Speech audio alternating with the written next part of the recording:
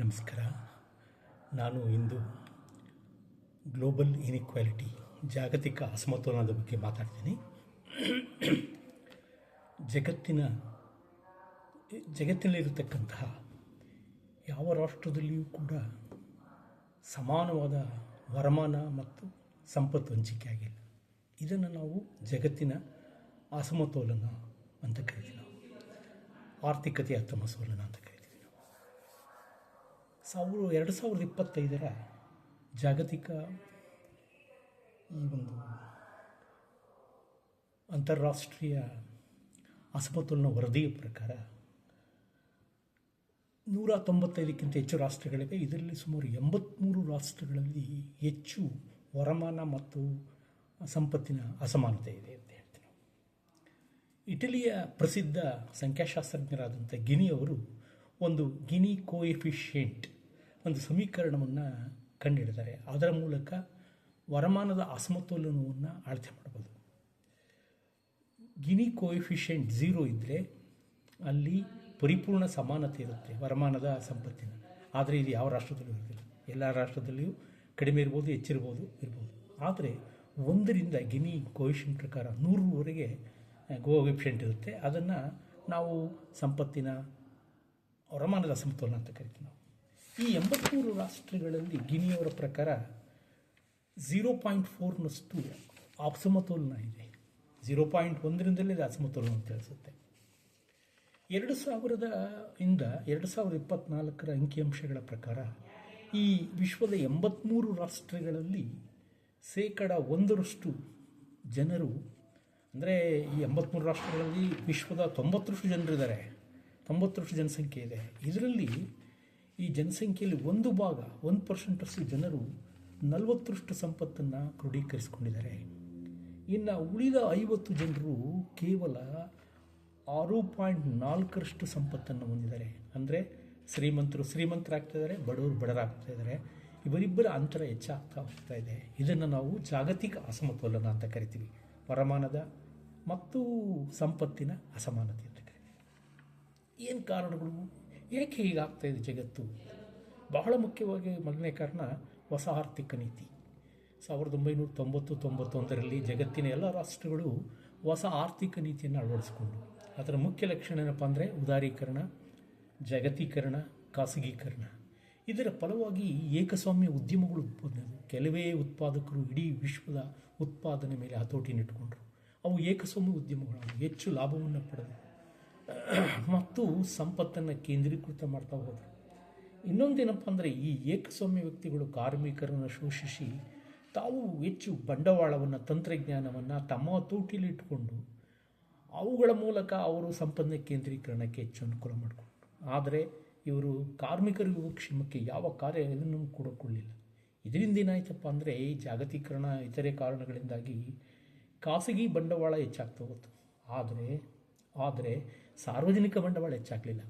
ಒಂದು ಉದಾಹರಣೆ ಕೊಡೋದಾದರೆ, ಈ ಖಾಸಗಿ ಬಂಡವಾಳ ಹೇಗೆ ಹೆಚ್ಚಾಯಿತು ಅಂತ 1980ರಲ್ಲಿ $100 ಟ್ರಿಲಿಯನ್ ಖಾಸಗಿ ಬಂಡವಾಳ ಇತ್ತು 83 ರಾಷ್ಟ್ರಗಳಲ್ಲಿ.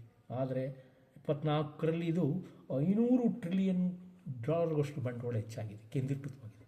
ಅದೇ ಸಾರ್ವಜನಿಕ ಕ್ಷೇತ್ರದಲ್ಲಿ 84ರಲ್ಲಿ $50 ಟ್ರಿಲಿಯನ್ ಸಂಪತ್ತಿತ್ತು. ಈಗ ಇದು ಕೇವಲ $70 ಟ್ರಿಲಿಯನ್ ಆಗಿದೆ. ಅಂದರೆ ಸಂಪತ್ತು ಕೇಂದ್ರೀಕೃತವಾಗ್ತಾ ಹೋಗಿದೆ. ಇದಲ್ಲದೆ ಇನ್ನೊಂದೇನಪ್ಪ ಅಂದರೆ ಬಹಳ ಮುಖ್ಯ ಕಾರಣ ಈ ಸಂಪತ್ತಿನ ಅಸಮಾನತೆಗೆ, ಆರ್ಥಿಕ ಅಸಮಾನತೆಗೆ ಸಾಮ್ರಾಜ್ಯಶಾಹಿ ನೀತಿ. ಬಹಳ ಹಿಂದೆ, ಈಗ ನಾವು ಸ್ವತಂತ್ರ ಬರೋದಕ್ಕಿಂತ ಮುಂಚೆ ಹಳೆಯ ಸಾಮ್ರಾಜ್ಯಶಾಹಿ ಮತ್ತು ಹೊಸ ಸಾಮ್ರಾಜ್ಯಶಾಹಿ ನೀತಿ ಇತ್ತೀಚೆಗೆ ಅನುಸರಿಸ್ತಿದೆ ಪ್ರಬಲ ರಾಷ್ಟ್ರಗಳೆಲ್ಲ. ಆ ಕಾಲದಲ್ಲಿ ಹಿಂದುಳಿದ ರಾಷ್ಟ್ರಗಳು, ಉತ್ತರದ ರಾಷ್ಟ್ರಗಳು ಪ್ರಬಲ ರಾಷ್ಟ್ರಗಳಾಗಿದ್ದವು. ಅವು ಅನೇಕ ಕಡೆ ಸಾಮ್ರಾಜ್ಯಶಾಹಿ ನೀತಿ ಮಾಡಿದವು. ಉದಾಹರಣೆ ನಮ್ಮ ಇಂಡಿಯಾದಲ್ಲಿ UK ನಮ್ಮನ್ನು ಎಕ್ಸ್ಪ್ಲಾಯ್ಟ್ ಮಾಡಿತು. ಆ ಅವಧಿಯಲ್ಲಿ ಸಂಪತ್ತನ್ನು ದೋಚಿಕೊಂಡು ಹೋಗ್ಬಿಟ್ರು. ಉದಾಹರಣೆ ಕೊಡೋದಾದರೆ UK ಇಂಡಿಯಾದಿಂದ 1765ರಿಂದ 1900ವರೆಗೆ ನಮ್ಮ ಭಾರತ ಸಂಪತ್ತನ್ನು ಕೊಳ್ಳೆ ಹೊಡೆದ್ಬಿಟ್ರು. ಸುಮಾರು $64.8 ಟ್ರಿಲಿಯನ್ನಷ್ಟು ಸಂಪತ್ತನ್ನು ಕೊಳ್ಳೆ ಹೊಡೆದು. ಇದರಲ್ಲಿ 10 ಭಾಗ ಬ್ರಿಟನ್ನಿನ 33.8 ಟ್ರಿಲಿಯನ್ನಷ್ಟು ಸಂಪತ್ತನ್ನು ಅವರೇ ಇಟ್ಕೊಂಡಿದ್ರು. ಬ್ರಿಟಿಷರ ಶ್ರೀಮಂತರ ಕೈ ಸೇರಿತ್ತು ಅಂತ ಹೇಳ್ತಾರೆ. ಸೊ ಇದು ಏನಾಯಿತು ಅಂದರೆ rich get rich but poor get children ಅಂತ, ಪೂರ್ ಗೆಟ್ ಪೂರ್ ಅಂತ ಆ ಒಂದು ಪರಿಸ್ಥಿತಿ ಈ ಸಾಮ್ರಾಜ್ಯಶಾಹಿ ನೀತಿಯಿಂದ ಉಂಟಾಯಿತು. ಇದಲ್ಲದೆ ಹೊಸ ಆರ್ಥಿಕ ನೀತಿ ಹಾಗೂ ಇತರೆ ಪರಿಣಾಮದಿಂದಾಗಿ ಬಂಡವಾಳ ಮತ್ತು ತಂತ್ರಜ್ಞಾನ ಸುಲಭವಾಗಿ ಚಲನೆ ಆಯಿತು. ಅವುಗಳ ಮೇಲೆ ಭೌತಿಕ ಆಸ್ತಿಕ ಹಕ್ಕುಗಳನ್ನು ಕೇವಲ ಏಕಸ್ವಾಮ್ಯ ಉದ್ಯಮಗಳು ಪಡೆದುಕೊಂಡು, ಇದರಿಂದ ಏನಾಯಿತು ಅಂತಂದರೆ ಈ ಕಾರ್ಪೊರೇಟ್ ಜಗತ್ತು ನಿರ್ಮಾಣವಾಯಿತು. ಕಾರ್ಪೊರೇಟ್ ಸೆಕ್ಟರ್ನಲ್ಲಿ ಅವರು ಶೋಷಣೆ ಮಾಡಿ ಹೆಚ್ಚು ಸಂಪತ್ತನ್ನು ಕೇಂದ್ರೀಕರಣ ಮಾಡಿದರು. ಇವರು ಕಾರ್ಮಿಕರ ಯೋಗಕ್ಷೇಮಕ್ಕೇನು ಮಾಡಲಿಲ್ಲ. ಬಂಡವಾಳಶಾಹಿ ಪ್ರಭುತ್ವ ಹೆಚ್ಚಾಯಿತು ಹೊರತು ಈ ಒಂದು ಸಮಾಜವಾದಿ ಸಮಾಜದ ಅಂದರೆ ಸಮಾನತೆಯನ್ನು ಸೃಷ್ಟಿಸುವ ಸಮಾಜ ನಿರ್ಮಾಣ ಆಗಲಿಲ್ಲ. ಇದಕ್ಕೊಂದು ಉದಾಹರಣೆ ಕೊಡೋದಾದರೆ 1919ರಿಂದ 24ರಲ್ಲಿ ಮಲ್ಟಿನ್ಯಾಷನಲ್ ಕಂಪನಿಗಳು, ಬಹುರಾಷ್ಟ್ರೀಯ ಕಂಪನಿಗಳು ತಮ್ಮ CEO ಚೀಫ್ ಎಕ್ಸಿಕ್ಯೂಟಿವ್ ಆಫೀಸರ್ ಸಂಬಳವನ್ನು 50% ಹೆಚ್ಚಿಸಿದರು 24ರಲ್ಲಿ. ಆದರೆ ಕಾರ್ಮಿಕರ ಕೂಲಿಗಳನ್ನು ದರವನ್ನು, ಕಾರ್ಮಿಕರ ಪೇಮೆಂಟನ್ನು ಕೇವಲ 1% ಹೆಚ್ಚಿಸಿದರು. ಇದು ಸಂಪತ್ತಿನ ಅಸಮಾನತೆಗೆ, ವರಮಾನದ ಅಸಮಾನತೆಗೆ ಕಾರಣ ಆಯಿತು ಅಂತ ಹೇಳ್ತಾರೆ. ಇದಲ್ಲದೆ ಶ್ರೀಮಂತರು ಈ ಜಗತ್ತಿನಲ್ಲಿ ಏನು ಉತ್ತರದ ರಾಷ್ಟ್ರಗಳು ಶ್ರೀಮಂತಿಕೆ ಅವೇನು ಕಷ್ಟಪಟ್ಟು ಪಡೆದದ್ದಲ್ಲ, ಅವರ ಅಪ್ಪ ತಾತ ಮಾಡಿದ್ದು ವಂಶ ಪರಂಪರೆ ಬಂದಿರುತ್ತೆ. ಇನ್ನೊಂದೇನೆಂದರೆ ಮೋಸದ ಮೂಲಕ, ಶೋಷಣೆಯ ಮೂಲಕ, ಕಾರ್ಮಿಕರ, ಮಹಿಳೆಯರ ಮತ್ತು ಲಂಚದ ಮೂಲಕ, ಲಾಭದ ಮೂಲಕ, ಗೇಣಿಯ ಮೂಲಕ ಮತ್ತು ರೆಂಟ್ ಮೂಲಕ, ಡಿವಿಡೆಂಡ್ಗಳ ಮೂಲಕ ಪಡೆದಂಥ ಹಣ. ಇದೇನು ಕಷ್ಟಪಟ್ಟು ಶ್ರಮಪಟ್ಟು ಪಡೆದಂಥ ಹಣ ಅಲ್ಲ. ಇದಲ್ಲದೆ ವಿಶ್ವದಲ್ಲಿ ಇನ್ನೊಂದು ಕೆಟ್ಟ ರಾಜಕೀಯ ಇದೆ. ಉತ್ತಮ ನಾಯಕರು ಬರ್ತಿಲ್ಲ. ಪ್ರಜಾಪ್ರಭು ತತ್ವಗಳನ್ನು ಗಾಳಿಗೆ ತೂರಿದ್ದಾರೆ. ಓಟಿಗೆ ಹಣವನ್ನು ಕೊಟ್ಟು ಓಟ್ ಹಾಕ್ತಾರೆ. ಹೀಗಾಗಿ ವಂಶ ಪರಂಪರೆಯಾಗಿ ರಾಜಕೀಯ ಅಧಿಕಾರ ಪಡೆಸ್ಕೊಂಡು ಅವುಗಳ ದುರುಪಯೋಗ ಆಗ್ತಾ ಇದೆ. ಇದಲ್ಲದೆ ಇನ್ನೊಂದೇನಪ್ಪ ಅಂತಂದರೆ ರಾಜಕಾರಣಿಗಳು ಪೂರ್ತಿಯಾಗಿ, ಉದಾಹರಣೆಗೆ IMF, ವರ್ಲ್ಡ್ ಬ್ಯಾಂಕು, ಆಮೇಲೆ UN ಹೋದ್ಮೇಲೆ ವೋಟ್ ಪವರ್ ಶಕ್ತಿ ಆ ರಾಷ್ಟ್ರಗಳಿಗೆ ಇದೆ. ಸೌತ್ ರಾಷ್ಟ್ರಗಳಿಗೆ, ದಕ್ಷಿಣ ರಾಷ್ಟ್ರಗಳಿಗೆ ಅವಿಲ್ಲ. ಹೀಗಾಗಿ ಅವುಗಳು ಹೆಚ್ಚು ಹೆಚ್ಚು ಶಕ್ತಿಯನ್ನು ಪಡ್ಕೊಳ್ತವೆ. ಇನ್ನೊಂದು ಜಗತ್ತಿನಲ್ಲಿ ಈ ವರಮಾನದ ಮತ್ತು ಸಂಪತ್ತಿನ ಸಮಾನ ಮುಖ್ಯ ಕಾರಣ ಲಿಂಗ ತಾರತಮ್ಯ, ಜೆಂಡರ್ ಬಯಾಸ್ ಅಂತ ಹೇಳ್ತೀವಿ. ಈಗಲೂ ಕೂಡ ನಾವು ನೋಡ್ತೀವಿ ವರ್ಣಭೇದ ನೀತಿ ಇದೆ.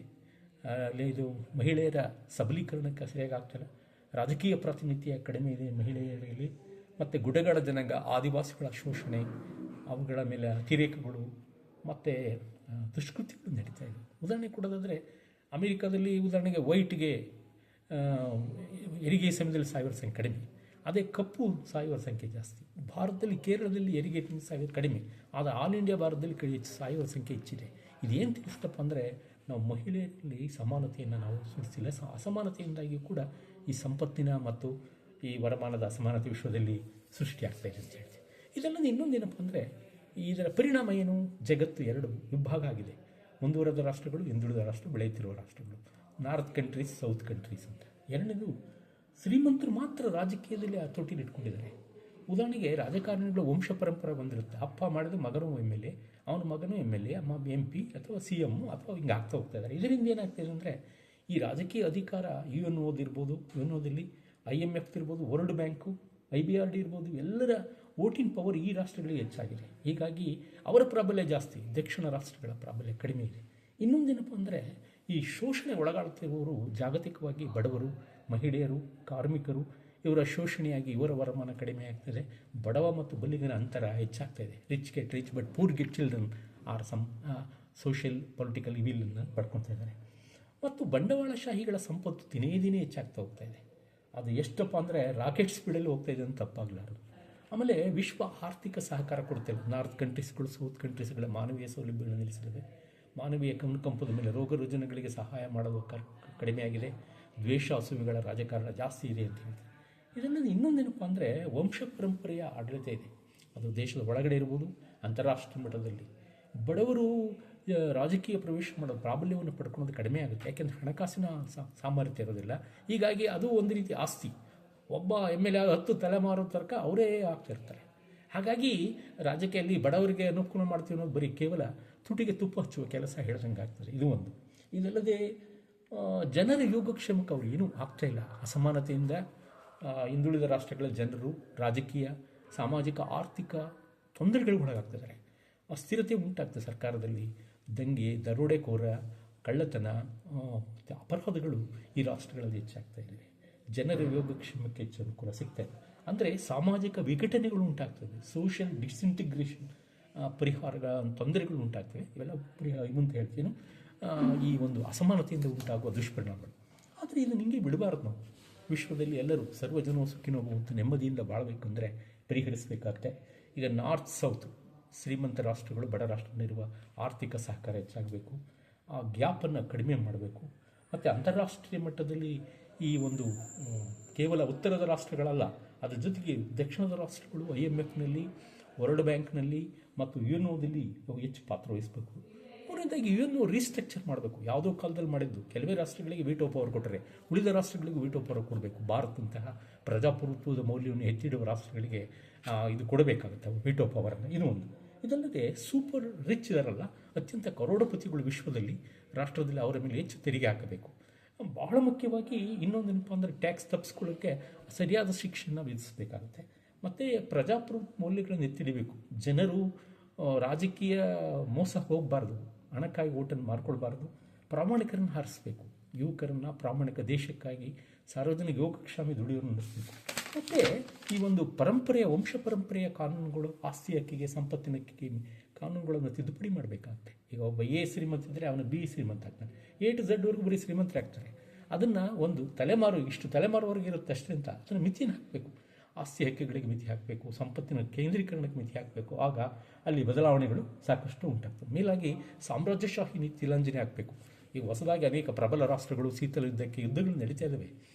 ಬೌಂಡ್ರಿ, ಭೌಗೋಳಿಕ ಎಲ್ಲೆಗಳಿಗೋಸ್ಕರ, ಇತರೆ ಕಾರಣಗಳಿಗೋಸ್ಕರ ದ್ವೇಷೋಸಿ ರಾಜಕಾರಣ ನಡೀತವೆ. ಆ ಸಾಮ್ರಾಜ್ಯಶಾಹಿ ನೀತಿಯನ್ನು ಬಳಸಬಾರದು. ಎಲ್ಲರೂ ಸಮಾನತೆಯಿಂದ ಲೀವ್ ಆ್ಯಂಡ್ ಲೆಟ್ ಲೀವ್, ತಾನು ಬದುಕಬೇಕು, ಇತರ ಆ ಥರ ತತ್ವವನ್ನು ವಿದೇಶಾಂಗ ನೀತಿಯಲ್ಲಿ ಅನುಸರಿಸಬೇಕಾದಂಥ ಬರುತ್ತೆ. ಆಗ ಅದು ಬರುತ್ತೆ, ಬದಲಾವಣೆ ಆಗ್ತದೆ.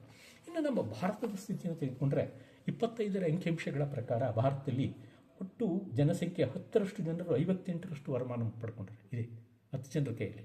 ಇನ್ನು 65 ಸಂಪತ್ತನ್ನು 10 ಜನರು ಶೇಕಡ 58ರಷ್ಟು ವರಮಾನ ಮತ್ತು 65ರಷ್ಟು ಸಂಪತ್ತನ್ನು ತಮ್ಮ ಕೈಲಿ ಇಟ್ಕೊಂಡರೆ, ಅಂದರೆ ಶ್ರೀಮಂತರಾಗ್ತಾರೆ, ಬಡವರಾಗ್ತಾರೆ. ಇದರಿಂದ ಆರ್ಥಿಕ ಅಸಮಾನತೆ, ಇದರಿಂದ ಸಾಮಾಜಿಕ ಅಸಮಾನತೆ ನಮ್ಮ ಭಾರತದಲ್ಲಿ ಉಂಟಾಗ್ತಾ ಇದೆ. ಸೊ ಇದನ್ನು ಕಾನೂನುಗಳು ನಾವು ನೋಡ್ತಾ ಇದ್ದೀವಿ. ಏನಪ್ಪ ಅಂತಂದರೆ ನಮ್ಮಲ್ಲಿ ಸ್ತ್ರೀಯರನ್ನು ಸಮಾನವಾಗಿ ಕಾಣ್ತಾರೆ, ಲಿಂಗ ತಾರತಮ್ಯ ಇದೆ. ಪುರುಷ ಕಾರ್ಮಿಕರ ಆದಾಯ 82ರಷ್ಟು ಇದ್ದರೆ ನಮ್ಮ ಸ್ತ್ರೀಯರ ಕಾರ್ಮಿಕರ ಆದಾಯ ವಾರ್ಷಿಕವಾಗಿ 18ರಷ್ಟು. ಇದು ಅಸಮಾನತೆ ಇರಿಸುತ್ತೆ. ರಾಜಕೀಯ ಪ್ರಾತಿನಿಧ್ಯ ಕಡಿಮೆ, ಅವರಿಗೆ ಹೆಚ್ಚು ಕೊಡಬೇಕಾಗುತ್ತೆ. ಆಮೇಲೆ ಮಹಿಳಾ ಸಬಲೀಕರಣಕ್ಕೆ, ಆರ್ಥಿಕ, ಸಾಮಾಜಿಕ, ರಾಜಕೀಯ ಸಬಲೀಕರಣಕ್ಕೆ ಹೆಚ್ಚು ಒತ್ತನ್ನು ಕೊಡಬೇಕಾಗುತ್ತೆ. ವಂಶ ಪರಂಪರೆಯ ಕಾನೂನುಗಳನ್ನು ತಿದ್ದುಪಡಿ ಮಾಡಬೇಕಾಗುತ್ತೆ. ಆಸ್ತಿಯ ಮತ್ತು ಸಂಪತ್ತಿನ ಹಕ್ಕಿಗಳಿಗೆ ತೆರಿಗೆ ಹಾಕಬೇಕಾಗತ್ತೆ. ಮತ್ತು ರಾಜಕೀಯದಲ್ಲಿ ಮಹಿಳೆಯರ ಪ್ರಾತಿನಿಧ್ಯ ಹೆಚ್ಚಿಸೋದಕ್ಕೆ ಕೊಡಬೇಕು. ಪ್ರಜಾಪ್ರಭುತ್ವ ಮೌಲ್ಯವನ್ನು ಎತ್ತಿಡಬೇಕು. ಜನರು ಬಹಳ ಮುಖ್ಯ. ಇದು ಆಸೆ ಆಮಿಷಗಳಿಗೆ ಒಳಗಾಗದಂತೆ ಮತವನ್ನು ಪ್ರಬುದ್ಧಮನವಾಗಿ ಚಲಾಯಿಸಬೇಕು. ಒಳ್ಳೆಯ ಆಯ್ಕೆ ಮಾಡಿಕೊಳ್ಬೇಕು. ಮತ್ತು ಮುಖ್ಯವಾಗಿ ನಮ್ಮ ಎಲ್ಲ ತಂದೆ ತಾಯಿಗಳು ಮಕ್ಕಳಿಗೆ ಒಳ್ಳೆಯ ಶಿಕ್ಷಣ ಕೊಡಬೇಕು. ಶಿಕ್ಷಣದಿಂದ ಸರ್ಕಾರ ಉದ್ಯೋಗ, ಆರೋಗ್ಯವನ್ನು ಕಲ್ಪಿಸಿಕೊಡಬೇಕು. ಈ ಎಲ್ಲರೂ ಕೂಡ ಶಿಕ್ಷಣದ ಕ್ರಾಂತಿಯಾಗಿ ಆ ಮೂಲಕ ಉದ್ಯೋಗದ ಕ್ರಾಂತಿ ಮತ್ತು ಯೋಗಕ್ಷೇಮದ ಕ್ರಾಂತಿ ಉಂಟಾಗಿ ಸಮಾನತೆ ಆಗುತ್ತೆ. ಆದರೆ ಯಾವ ರಾಷ್ಟ್ರದಲ್ಲಿ ಸಂಪೂರ್ಣ ಸಮಾನತೆ ಸಾಧಿಸೋಕ್ಕಾಗಲ್ಲ.